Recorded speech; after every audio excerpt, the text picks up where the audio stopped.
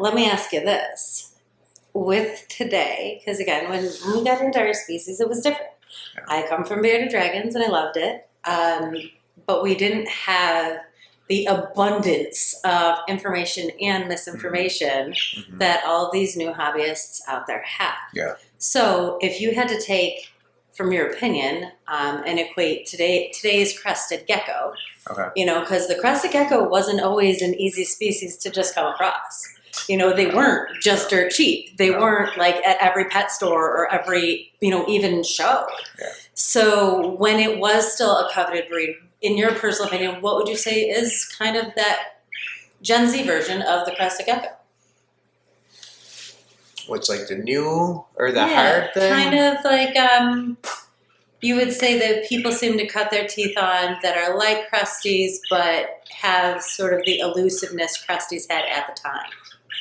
So the next best thing that hasn't really, I think, I don't know. I mean, my theory was at one point in time, during COVID, a lot of people were getting into this, right? A lot of people, maybe for the right reasons, wrong reasons. Some didn't, but it also became like the crested gecko was the gateway reptile, and so people would get crested geckos, then they would get kahuas, and then they would get gargoyles, and then they would get the chameleon geckos, and then Leachianus.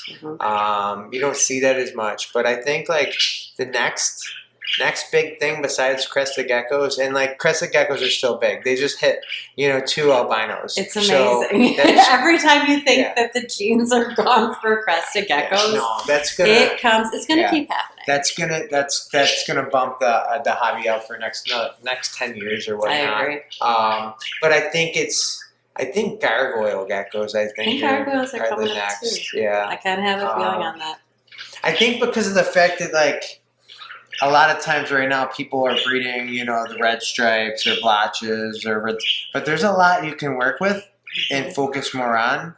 And I think people got into the cresteds and then they started kind of getting the gargs, and then either they're getting out because of the COVID bubble and the market kind of corrected itself. It really has started to, hasn't it? Yeah. For all of us saying it was never going to. Well, I've been in the hobby before COVID and after COVID, during COVID, and like I'm still able to sell my stuff, right? So you just kind of really got to focus on something, be good at it, and make sure you're like known for something or whatever. Be unique, right? I kind agree. of uniqueness. But I think the guards might be something. I think chihuahuas are going in that direction, but they're expensive. Yeah, it's hard. Gargs are.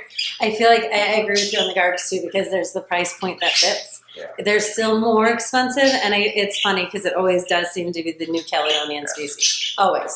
Well, they don't need heat. They Exactly. don't really require and they breed lighting. so well, and they're just if you get their care right from the beginning, they're pretty.